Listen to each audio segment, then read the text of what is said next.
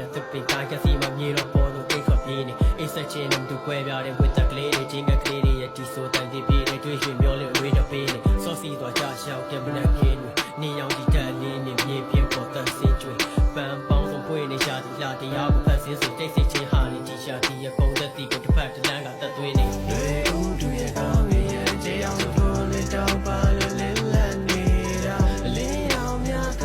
မဲ့ပြန်ကျဲနေ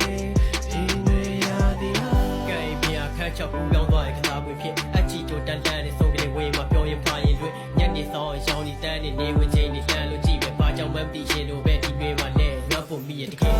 နေရာဒီကိုရောက်ခဲ့ပြန်ပေါ်ကွာတန်ရွက်တီတော့ပြေတော့ဒီတွေရပြမယ်ပြကဘာပြမယ်ပြနေတာ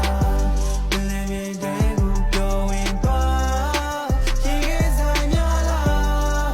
ငါတို့အိမ်မက်များလားမရ